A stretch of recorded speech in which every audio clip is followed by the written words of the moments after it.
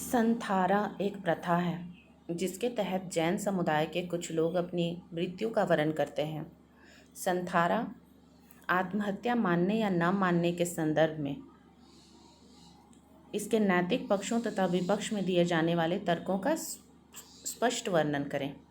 यह प्रश्न सामान्य अध्ययन पेपर GS4 में पूछा जाता है, सैद्धांतिक प्रश्नों के अंतर्गत।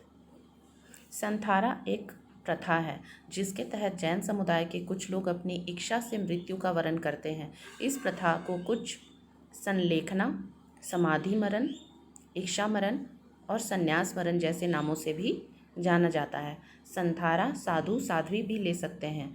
सामान्य गृहस्थ भी संथारा लेने की शर्त है कि व्यक्ति या तो किसी असाध्य रोग से ग्रस्त हो या किसी गंभीर विकलांगता से जूझ रहा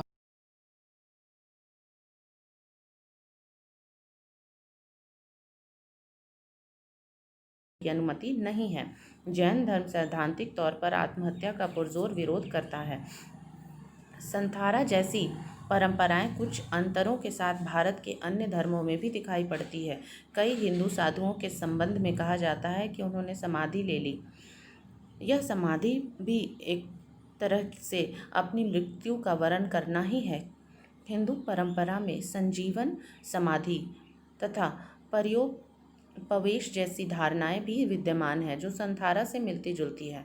बौद्ध परंपरा में भी ऐसे उदाहरण खोजना असंभव नहीं है। क्या है संथारा आत्महत्या? इसका पक्ष यह है, सामान्यतः आत्महत्या का अर्थ अपने जीवन को समाप्त करने के इरादे के लिए किए गए सचेत प्रयास से होता है। गौरतलब है कि इसमें अपना जीवन समाप्त करने का इरादा अत्यंत महत्वपूर्ण होता है। अगर हम सामान्य परिभाषा के आधार पर देखें तो प्रतीत होता है कि संथारा भी आत्महत्या के प्रयास जैसा ही कोई कोशिश है। संथारा लेने वाले व्यक्ति को पता होता है कि उसके अन्न जल छोड़ने से उसकी मृत्यु हो जाएगी। उसका इरादा भी साफ तौर पर अपनी मृत्यु को आमंत्रित करना ही होता है। इस आधार पर यह कहना उचित प्रतीत होता है कि संथारा एक धार्मिक प्रथा होते हुए भी तकनीकी तौर पर आत्महत्या के प्रयास से अलग नहीं है। संथारा और आत्महत्या में अंतर दिखाने के लिए जैन मतावलंबी का तर्क है कि आत्महत्या हमेशा घोर निराशा या तनाव जैसी स्थितियों में की जाती है, जबकि संथारा का फैसला करने वाले व्यक्ति अत्यंत शांत क्षणों में यह निर्णय लेता है। आत्महत्या का प्रयास एक क्षणिक प्रक्रिया है। इसमें व्यक्ति अचानक मृत्यु प्राप्त कर लेता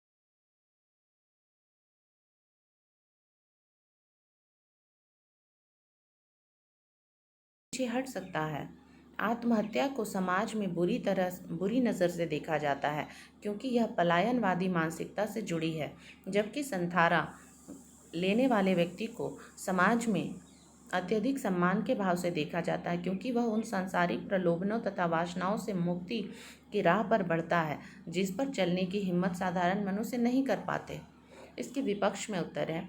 इन तर्कों के विरोध में कहा जा सकता है कि संथारा भी हमेशा न तो स्वैच्छिक होती है न ही लंबे समय तक चलने वाली प्रक्रिया।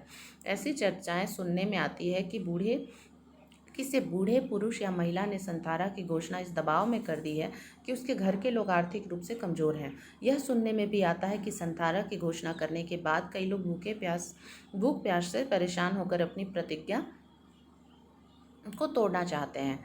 वह परिजनों तथा धार्मिक व्यक्तियों का दबाव उन्हें ऐसा नहीं करने देता है। व्यक्ति को जीवन में कई बार ऐसा लग जाता है कि जब उसकी मृत्यु निकट है, किंतु स्थितियां बदल जाती हैं। इसी प्रकार जिस रोग को असाध्य मानकर किसी ने संथारा का विकल्प चुना हो सकता है उसके सामान्य जीवन काल के पूरा होने से पहले ही उस रोग का इलाज विकसित हो जाता है। अपने विश्वास के अनुसार जीवन जीने का अवसर व्यक्ति को ज़रूर मिलना चाहिए, किंतु विश्वास के भरोसे जीवन को समाप्त करने की अनुमति देना शायद सही नहीं होगा, क्योंकि मृत्यु होने के बाद इस स्थिति को पलटा नहीं जा सकता। इसका निष्कर्ष यह है, इस तर्क वितर्क के आधार पर कहा जा सकता है कि कानूनी दृष्टि से संथारा को आत्महत्या के प्रयास से अलग करना अत्यंत कठिन है। यह सही है कि हमारी धार्मिक आस्थाएं हमें सभी प्रथाओं को एक विशेष नज़रिए से देखने को मजबूर करती है, किंतु धार्मिक मान्यताओं में